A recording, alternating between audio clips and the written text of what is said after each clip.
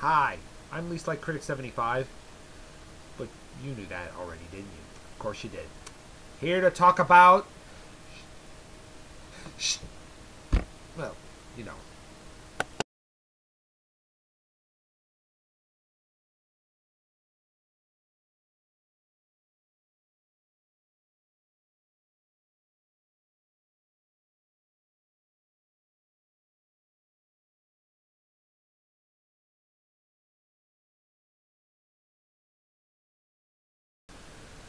The phenomenon that is sweeping Netflix.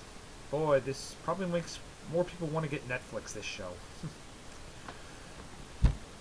Even though it was created by the Duffer Brothers, it kind of feels like if horror novelist Stephen King, director Steven Spielberg, and director John Carpenter all collaborated.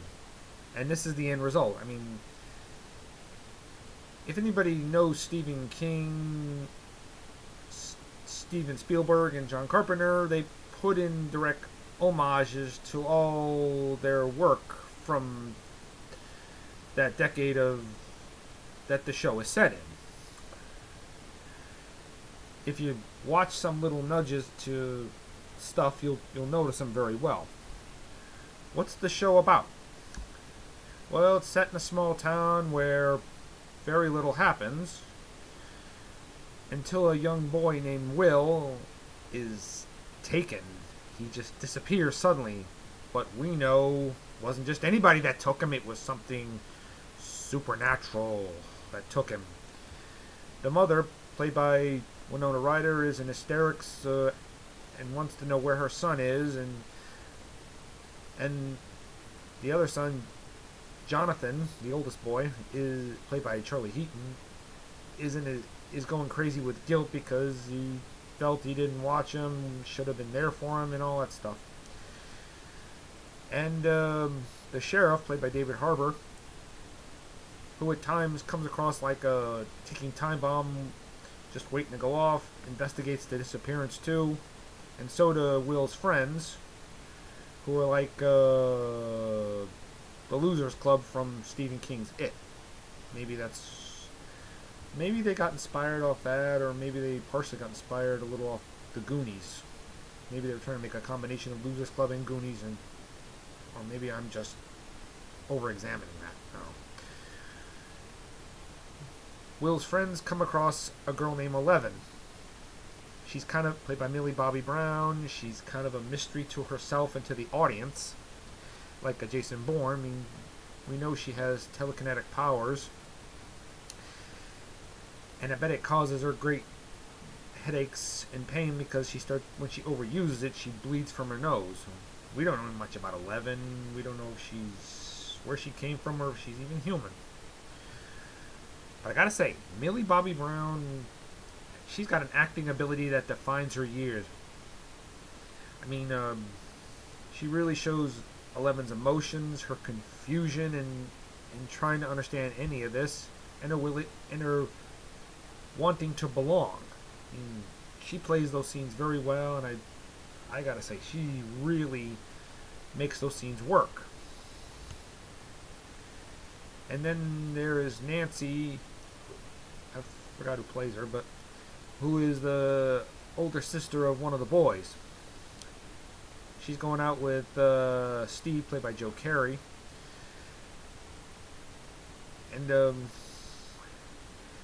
and her friend Barb disappears.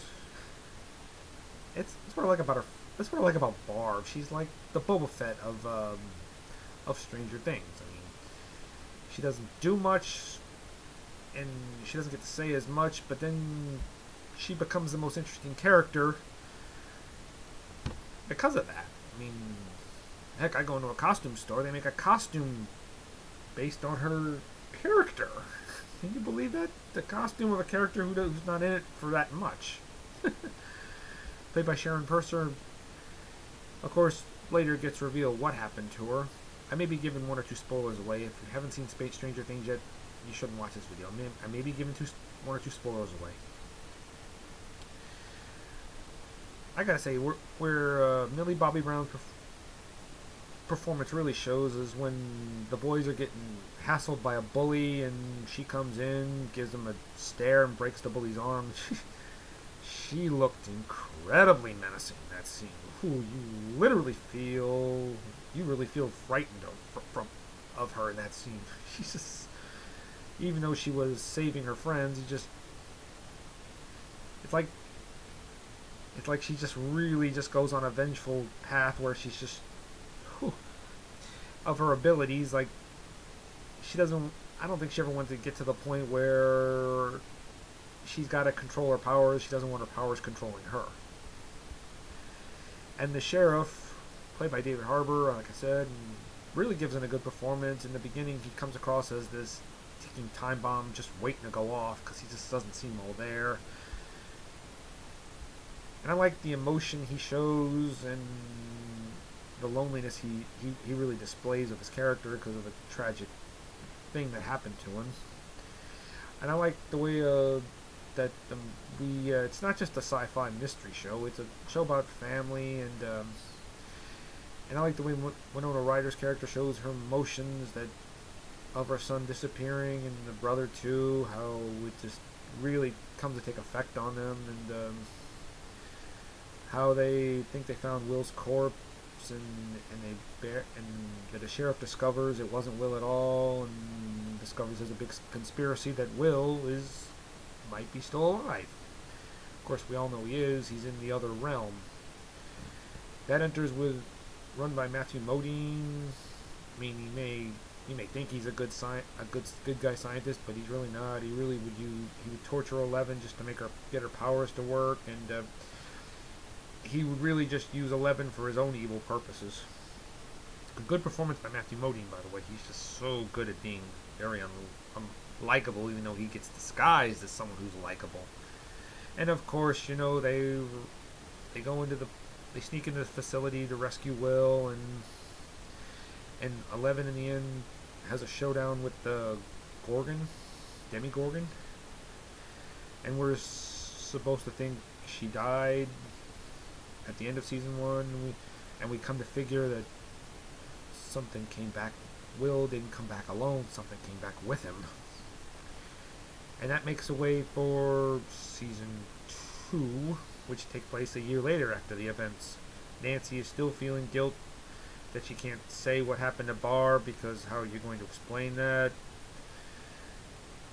Will and Jonathan is still quiet as ever, and the boys dress up as the Ghostbusters for Halloween, just still giving that 80s nostalgia-like feel to it that Ghostbusters just came out that year. In 84, so with the Terminator, but that's only referenced once, and we get new characters too, like Maxine, really, and we also get ways for her psychotic stepbrother, Billy, played by Zachary Montgomery, who was last seen in the Power Rangers movie as the Red Ranger. And he is just crazy. He's just psychotic.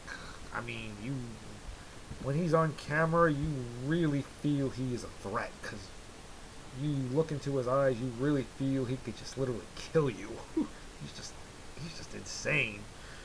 Of course, there is a episode that sort of explains his psychotic behavior and why he is the way he is. Doesn't excuse it, it just sort of explains his character.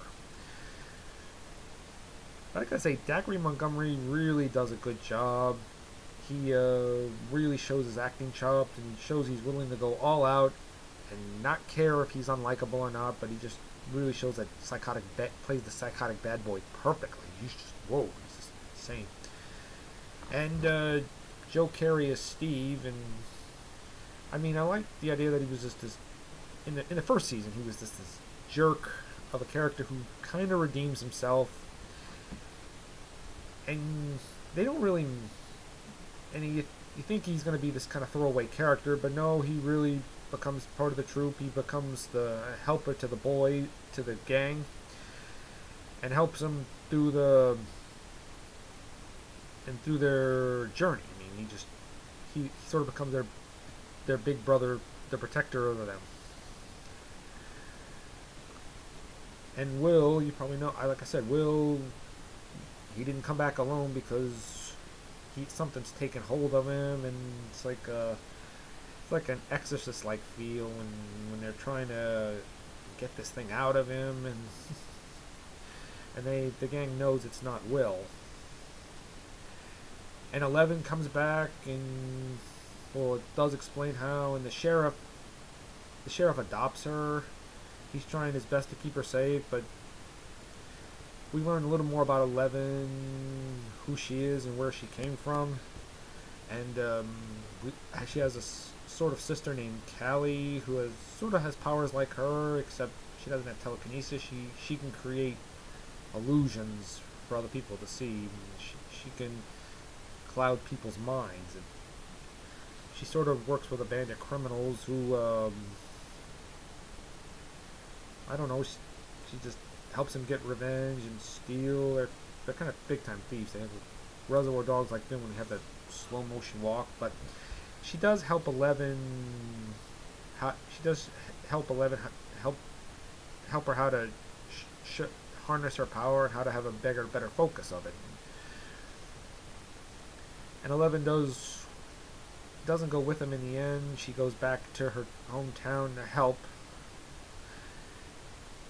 And oh boy, it really becomes an awesome showdown with the Demogorgon. And the effects are pretty decent, and the acting is top notch. I gotta say. I mean, well, even though it does take place even after the events. I mean, there's a funeral for Barb, and oh, I forgot to mention Paul Reiser. I really like his character. You're thinking he's going to be another Matthew McConaughey type character, an evil character, but as the series goes on, he really shows he's not evil. No, he's actually a good guy. And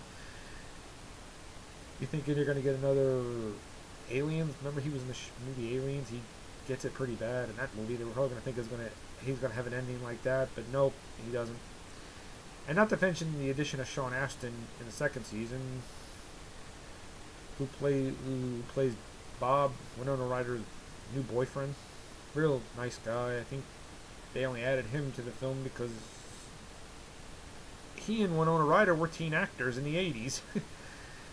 I mean, Winona Ryder was in Beetlejuice, he was in the Goonies. So they were like teen actors in the 80s. Well, Stranger Things is...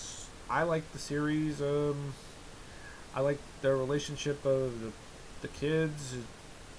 I could tell they were probably inspired off Stephen King's It, with the addition of Maxine. She's like a Beverly Marsh of the group. Although I don't know if she did as much in this season. Maybe she'll do more in season 3. And what's going to come of Billy, Zachary Montgomery's character? I don't know. Although there's a lot of things that do confuse me about things that never get answered. When it takes place a month later, after 11 defeats the Demogorgon, just a lot doesn't get quite answered. I mean, Maxine, Billy, but I'm pushing too hard. Boy, I'm really getting eager for season 3. I want to see what comes of these characters. I really do. I mean, these are very interesting characters. They're all not incredibly one-noted. I mean, I admire the way that Steve wasn't a throwaway character. When he becomes the part of the group and helping the young ones on their journey to help them, and he's good. And although I felt the chemistry between Jonathan and Nancy kind of felt forced together, like they were just pushing them together, but that was only a one-time thing, so I just didn't go any further. But Stranger Things is a good series, and I'm really looking forward to where they're going to go with it. Alright?